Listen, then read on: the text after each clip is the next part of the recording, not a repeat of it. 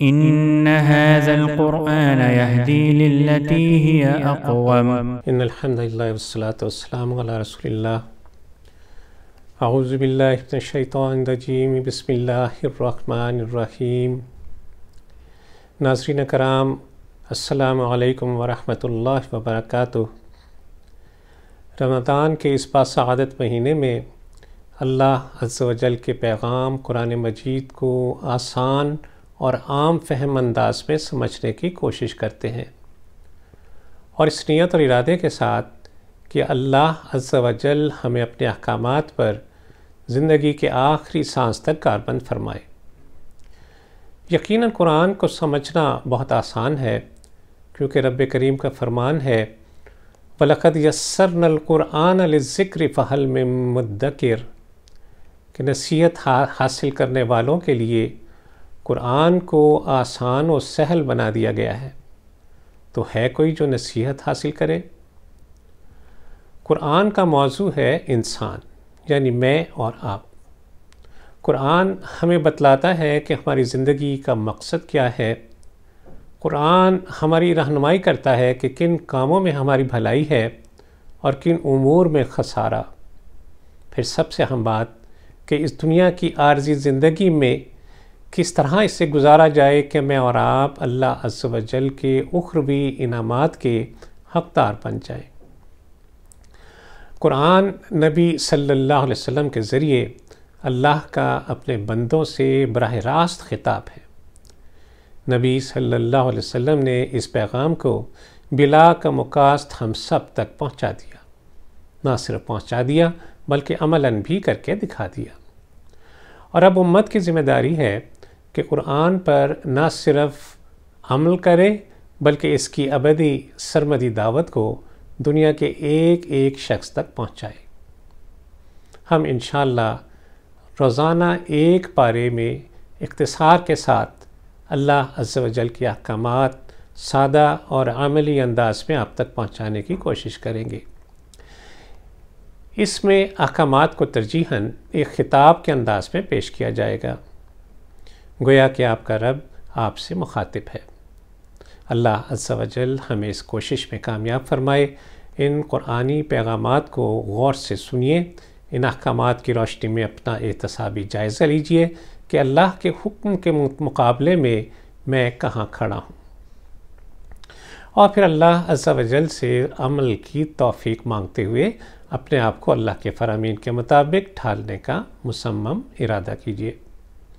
اللہ عز و جل ہمیں ہمارے ارادے میں کامیاب فرمائے، ہمیں قرآنی احکامات کے مطابق زندگی بسر کرنے کی توفیق عطا فرمائے، شیطان مردود کے حربوں سے ہمیں محفوظ فرمائے، اور جب ہم اس کے پاس حاضر ہوں تو وہ ہم سے راضی ہو. بسم اللہ الرحمن الرحیم. پارہ اول، سورہ الفاتحہ. اے میرے بندو، ہر کام کی ابتدا میرے نام سے کرو کہ مجھ سے بڑھ کر تم پر کوئی رحم اور مہربانی کرنے والا نہیں. میری ذات ہی سب تعریفوں اور ہر شکرانے کی مستحق ہے. میں ہی تمام کائنات کی موجودات کا خالق، مالک اور مدبر ہوں. مجھ سے بڑھ کر تم پر کوئی لطف و مہربانی کرنے والا نہیں. میں ہی روز جزا و سزا کا مالک ہوں. بس میرے بندو، صرف میری ہی بندگی کرو اور مجھ سے ہی اپنی ہر ضرورت طلب کرو. تم صراط مستقیم کے طلبگار ہو تو جان لو کہ سب رستوں میں میرا دکھایا ہوا راستہ ہی سیدھا راستہ ہے. جو اس راستے پر چلا وہی کامیاب و کامران ہوا، اور جنہوں نے میرے راستے سے ہٹ کر کوئی اور راہ اختیار کی تو وہ گمراہ ہوئے اور میرے غضب کے حقدار ٹھہرے. بسم اللہ الرحمن الرحیم. پارہ اول، سورہ البقرہ. خلاصہ و تفہیم. الف لام میم. اچھا، تم ہدایت مانگ رہے تھے نا، تو یہ بنیادی بات جان لو کہ میری ہدایت تو صرف ان لوگوں کے لیے ہے جو زندگی کے تمام معاملات مجھ سے ڈر کر انجام دیتے ہیں.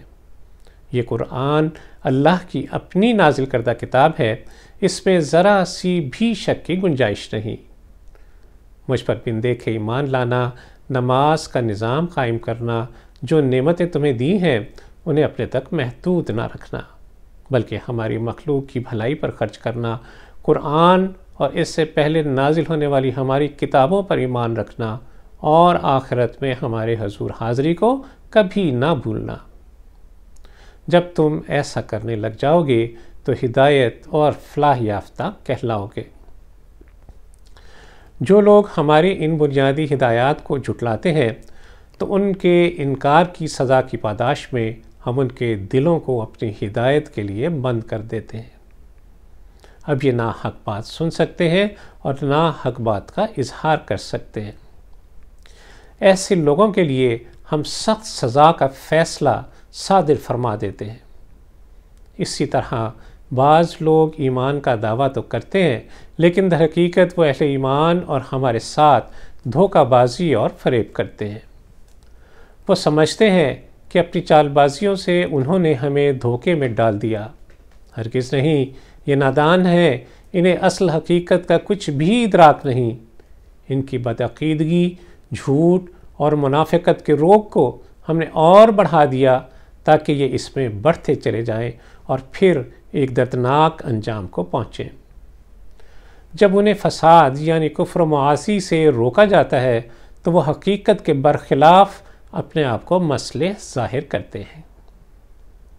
یہ اہل ایمان کو بے وقوف سمجھتے ہیں، حالانکہ ان سے بڑھ کر عقل مند کوئی نہیں جنہوں نے فانی کو دے کر باقی کو حاصل کر لیا، جبکہ بے وقوف تو یہ خود ہیں، پرلے درجے کے بے وقوف کہ زندگی کی چند لذات اور فانی آسائشوں کے لیے آخرت کی ابدی نعمتوں اور رب کی خوشنودی سے محروم ہو گئے۔ دراصل ہم انہیں ڈھیل دے رہے ہیں تاکہ اپنی سرکشی میں بڑھتے چلے جائیں اور پھر ہم ان کو عذاب عظیم کا مزہ چکھائیں۔ یہ تو بہرے ہیں، گونگے، اندھے ہیں، جو نہ حق سن سکتے ہیں، نہ حق بول سکتے ہیں، اور نہ ہی انہیں حق کا راستہ نظر کچھ سوچتا ہے۔ بس امت محمدی کے لوگوں، دنیا کی زندگی میں منافقت اور دورنگی سے بچنا۔ یاد رکھنا جہنم میں سب سے نچلا درجہ منافقین کے لیے مخصوص ہے۔ اے لوگوں، اگر تم آخرت میں اللہ کے عذاب سے بچنا چاہتے ہو تو خالصتاً اللہ کی بندگی کرو، جو تمہارا حقیقی خالق و مالک ہے، جو تمہیں عدم سے وجود میں لایا، جو تمہاری ظاہری باطنی سب نعمتیں اس نے تمہیں عطا کیں، تمہاری بقا اور ارتقاء کا بندوبست فرمایا۔ جب تمہاری زندگی کا ایک ایک پل اور ایک ایک لمحہ اس کی نعمتوں اور رحمتوں میں ڈوبا ہوا ہے تو اس رب کریم کو چھوڑ کر کسی اور کا عبادت گزار بننا کتنی بڑی بے انصافی ہے۔ بس تم اسی کی عبادت کرو اور بندگی میں کسی کو اس کا شریک یا مددگار نہ ٹھہراؤ۔ اچھی طرح جان لو، یہ کتاب ہم نے نازل کی ہے، یہ کسی انسان کا کلام نہیں۔ اگر کوئی شک ہے تو ذرا اس جیسی ایک صورت ہی بنا کر دکھاؤ۔ قرآن میں 3 مقامات پر ایسا چیلنج دیا گیا مگر کوئی ایسا نہ کر سکا۔ اتنی مضبوط حجت قائم ہونے کے بعد بھی اگر تم قرآن مجید کو اللہ کا کلام نہ مانو تو جہنم کی ساگ سے ڈرو جس کا ایندھن انسان اور پتھر ہوں گے۔ دھیان رہے، اللہ سے وفاداری کا عہد باندھنے کے بعد اس کو مت توڑنا۔ ہم نے اس دنیا میں بھیجنے سے پہلے تم سب کی ارواح سے عالم بالا میں عہد لیا تھا، آلست بربکم، کیا میں تمہارا رب نہیں ہوں؟ اور تم سب انسانوں کی ارواح نے تڑپ کر جواب دیا تھا، بلا، کیوں نہیں، آپ ہی ہمارے رب ہیں۔ اس عہد کو دہراتے رہنا اور ہماری بندگی پر قائم رہنا۔ باہم تعلقات میں خرابی اور فساد سے بچنا، ورنہ انفرادی اور اجتماعی زندگی میں بہت نقصان اٹھاؤ گے۔ زندگی اور موت اللہ کے ہاتھ میں ہے، وہ ہر چیز کا باریک بینی سے حساب لے گا۔ آسمانوں اور زمین کا وہی خالق ہے، کوئی چیز اس کے احاطہ علم سے باہر نہیں۔ باخبر رہو کہ صرف ایمان لانا ہی کافی نہیں، جو لوگ ایمان لا کر اسے عمل صالح سے ثابت کریں گے ان کے لیے جنت کی لازوال نعمتیں ہیں۔ کیا تمہیں معلوم ہے کہ جب اللہ عز و جل نے آدم علیہ السلام کو کچھ اختیارات اور علم کے ساتھ زمین میں خلیفہ مقرر کرنے کا فیصلہ فرمایا تو فرشتوں کو حکم دیا کہ آدم کو سجدہ کریں۔ سب نے سجدہ کیا مگر ابلیس نے انکار کیا اور وہ حسد میں مبتلا ہو گیا۔ اس نے آدم علیہ السلام اور حوا علیہ السلام کو بہکا کر جنت سے نکلوا دیا۔ پس ہے انسانوں اپنے اصلی دشمن شیطان سے ہمیشہ ہوشیار رہنا، جو بہت بہانہ خور، بہت ہیلا جو ہے، تمہیں بہکانے کا کوئی موقع اپنے ہاتھ سے جانے نہیں دیتا۔ اس سے اپنی عاقبت خراب کرنے کا موقع نہ دینا۔ کیا تمہیں یہ بھی معلوم ہے کہ تم زمین پر اللہ کے خلیفہ ہو؟ کیا تمہیں خلیفہ کی سب سے بنیادی ذمہ داری یاد ہے کہ تمہارا کام اللہ کی زمین پر اللہ کا نظام قائم کرنا ہے؟ کہیں ابلیس نے تمہیں تمہاری بنیادی ذمہ داری سے غافل تو نہیں کر دیا؟ اے امت محمدی کے لوگوں، ذرا غور سے سنو، تم سے پہلے ہم نے بنی اسرائیل کو خلافت ارضی کی ذمہ داری سونپی تھی۔ انہیں تمام قوموں پر فضیلت عطا کی تھی، ان پر اپنی نعمتوں کا اتمام کیا تھا۔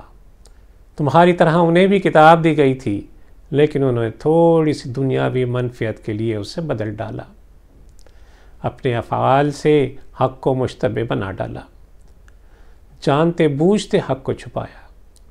وہ دوسروں کو تو نیکی کی تلقین کرتے، لیکن اپنے تئیں اسے فراموش کر ڈالتے۔ وہ اس دن کو بلا بھیٹے تھے جب کوئی کسی کے کام نہ آئے گا، نہ کوئی سفارش قبول کی جائے گی، نہ فدیہ کام بنائے گا۔ اور پھر ذرا دیکھو کہ ہم نے انہیں فرعونیوں کے بڑے عذاب سے نجات دی، سمندر پھاڑ کر ان کے لیے راستہ نکالا، فرعونیوں کو غرقاب کیا، مگر انہوں نے اس سب کے بعد بچھڑے کو معبود بنا لیا۔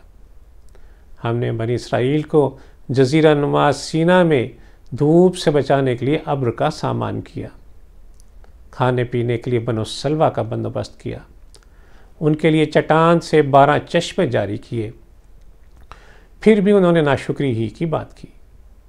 بنو سلوا جیسی نعمت کے مقابلے میں ساگ ترکاری، کھیرا ککڑی، گیہوں، لہسن، پیاز، دال وغیرہ کی فرمائش کر دی، اور پھر ان کے ظلم کی انتہا کہ اللہ کی آیات کا کھلم کھلا انکار کرنے لگے، حدود شرعیہ کو توڑنے لگے اور پیغمبروں کو ناحق قتل کرنے لگے۔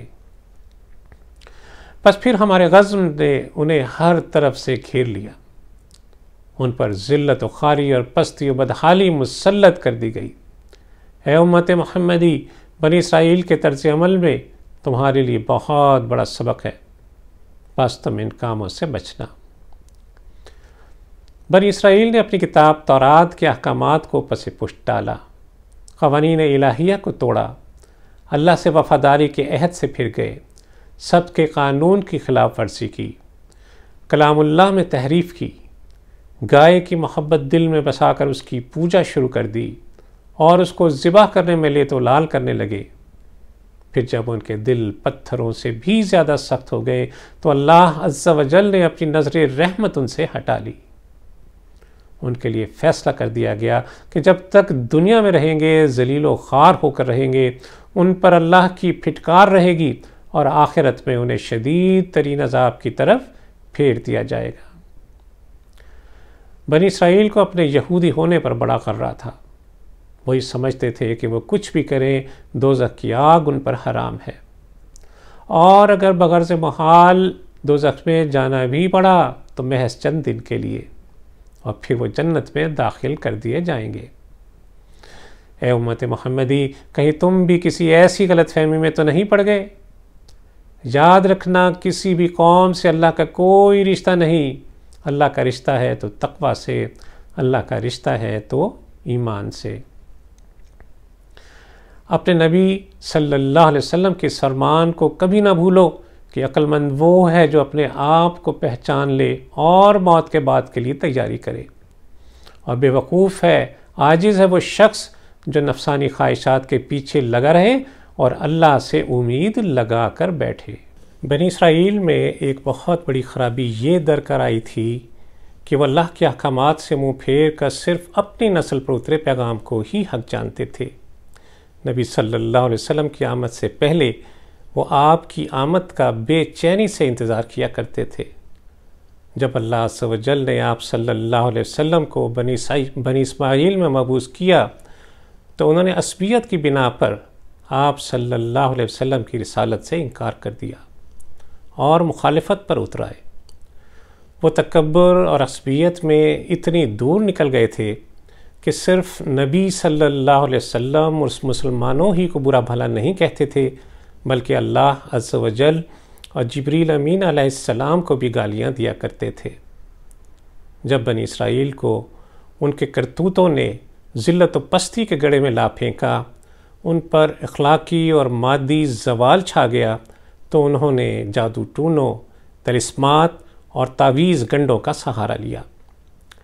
شیاطین نے انہیں اپنے جال میں پھانس لیا، پھر انہوں نے اللہ کے پیغام کو پس پشت ڈال دیا اور کسی حق کی آواز پر کان نہ دھرا۔ اس طرح یہ اخلاقی طور پر مکمل دیوالیہ ہو گئے۔ رسول اللہ صلی اللہ علیہ وسلم سے ان کو خاص کینہ تھا۔ بظاہر ادب آداب کا خیال رکھتے، لیکن در پردہ آپ صلی اللہ علیہ وسلم کی توہین کا کوئی موقع ہاتھ سے نہ جانے دیتے۔ زمانی الفاظ بولتے، ان کی آڑ میں اپنے دلوں کی بھڑاس نکالتے، بس اسی باعث یہ عذاب علیم کے حقدار ٹھہرے۔ یہ اپنے نفس کے حسد میں نبی صلی اللہ علیہ وسلم کو حق سے برگشتہ کرنا چاہتے تھے۔ یہ اپنے سوا کسی کو جنت کا حقدار نہیں سمجھتے۔ یہ ان کی جھوٹی تمنائیں ہیں جو کبھی پوری نہ ہوں گی۔ یہ اللہ کے احکامات کو چھپانے والے اور انہیں تھوڑے سے دنیاوی نفع کی بھیٹ چڑھا دینے والے اپنے پیٹ آگ سے بھر رہے ہیں۔ اے امت محمدی، جنت میں تو وہ جائیں گے جو اپنا سب کچھ اللہ کو سونپ دیں اور عملاً اس کے اطاعت گزار ہوں۔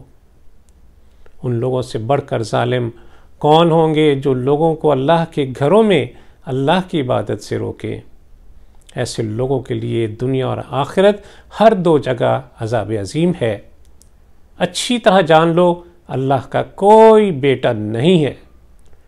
کائنات کی سب موجودات اسی کی ملکیت ہیں، سب کے سب اسی کے مطیع فرمان ہیں، اور اس کی تو شان یہ ہے کہ جب وہ کسی کام کا فیصلہ کر لیتا ہے تو صرف کن کہتا ہے اور وہ کام فوری عمل میں آ جاتا ہے۔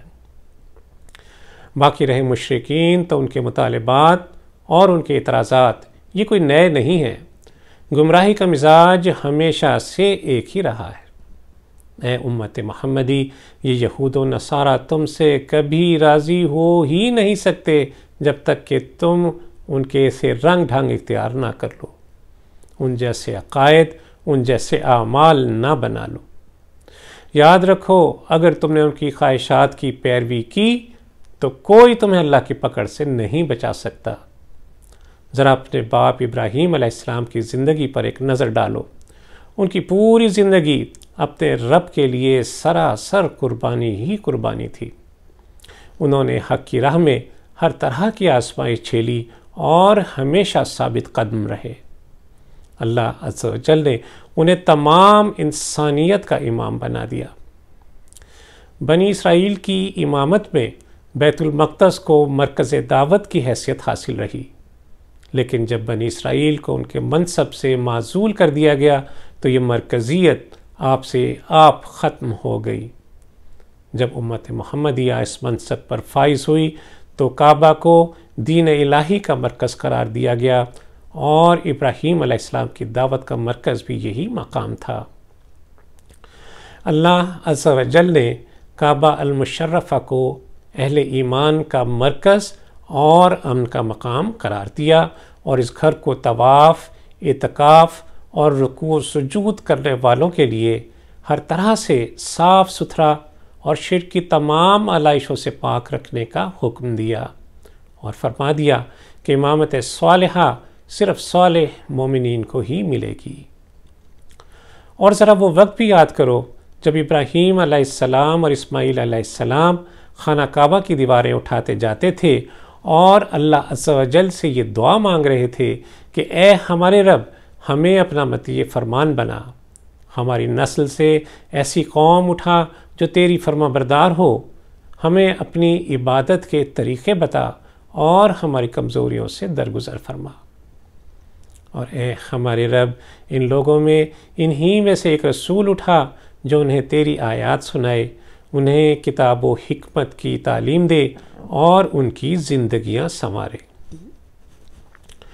رسول اللہ صلی اللہ علیہ وسلم کا ظہور دراصل ابراہیم علیہ السلام کی دعا کا نتیجہ ہے۔ ابراہیم علیہ السلام کا نام مسلم تھا۔ انہوں نے اپنی اولاد کو وصیت کی کہ اللہ نے تمہارے لیے یہی دین پسند کیا ہے، لہٰذا تم مرتے دم تک مسلم ہی رہنا۔ الحمدللہ آج ہم سب مسلم ہیں۔ جانتے ہو مسلم کسے کہتے ہیں؟ مسلم وہ ہے جو اللہ کے حکم کے آگے اپنا سر تسلیم خم کر دے، اپنے آپ کو کلیتاً اللہ کے حوالے کر دے، اپنے سب معاملات اللہ کو سونپ دے کہ مالک میں کیا اور میری بساط کیا، مجھ پر حکم چلے گا تو تیرا ہی چلے گا۔ تو بھائیوں اور بہنوں، کیا ہم واقعی مسلم ہیں؟ کیا ہم اپنے باپ ابراہیم علیہ السلام کے طریقے پر قائم ہیں؟ اے امت محمدی، اللہ کے رنگ میں رنگ جاؤ، اپنے ظاہر اور باطن پر اللہ کا رنگ چڑھاؤ۔ اللہ کا رنگ ابراہیم علیہ السلام کا طریقہ اختیار کرنے سے چڑھتا ہے۔ اپنی بندگی کو اللہ کے لیے خالص کر لو، اپنے دلوں میں ایمان کو رچاؤ، اپنے اعمال کو اعمال صالحہ بنا لو، توحید پر جیو اور توحید پہ مرنے کی تمنا کرو۔ یہ ہے اللہ کا رنگ، اس سے اچھا رنگ بھلا اور کس کا ہوگا؟ اے نبی صلی اللہ علیہ وسلم، یہود و نصارہ آپ سے جھگڑتے ہیں کہ نبی ان کی امت میں سے کیوں نہیں آیا؟ یہ آپ سے اللہ کے بارے میں جھگڑا کرتے ہیں۔ انہیں بتا دیجئے کہ سب اپنے اپنے اعمال کے ذمہ دار ہیں۔ جنت ایمان اور اعمال صالحہ کے بجائے محض جھوٹی تمناؤں اور خواہشات پر نہیں ملے گی۔ ابراہیم، اسماعیل، اسحاق، یعقوب اور اولاد یعقوب علیہ السلام یہودی نصرانی نہیں تھے، وہ سب اللہ کے لیے مسلم تھے۔ اے امت محمدی، کاش آج تم یہ سمجھ جاؤ کہ محمد الرسول اللہ صلی اللہ علیہ وسلم اور ان کے اصحاب دیوبندی نہ تھے، بریلوی، اہل حدیث یا شیعہ نہیں تھے۔ دین سے اخلاص یہ ہے کہ ایسی تقسیم سے بالاتر رہا جائے۔ مسالک کو دین پر مقدم نہ کرو، ایسا کرنا دین کی روح کے خلاف ہے۔ یاد رکھو، بزرگ ہستیوں سے انتساب اور فخر آخرت میں کچھ کام نہ آئے گا، وہاں ایمان و یقین اور عمل و کردار کی پونجی کام آئے گی۔ اللہ عز و جل سے دعا ہے کہ ہمیں صراط مستقیم پر چلائے، ہمیں مومنانہ کردار عطا فرمائے، ہمیں اپنے رنگ میں رنگ دے، ہمیں بنی اسرائیل پر عائد کردہ فرد جرم کی روشنی میں اپنے اعمال کی اصلاح کی توفیق عطا فرمائے۔ اس دنیا میں رسول اللہ صلی اللہ علیہ وسلم کے امتی ہونے کے ناطے ہم پر جو دعوت دین کی ذمہ داریاں عائد ہوتی ہیں انہیں سمجھنے کی توفیق عطا فرمائے۔ بحیثیت ایک مسلمان اپنا کردار ادا کرنے کی بصیرت عطا فرمائے، جب ہم اس کے حضور حاضر ہوں تو وہ ہم سے راضی ہو۔ وصلی اللہ تعالی علی خیر خلقہ محمد وعلی آلہ وصحبہ وسلم۔ صلو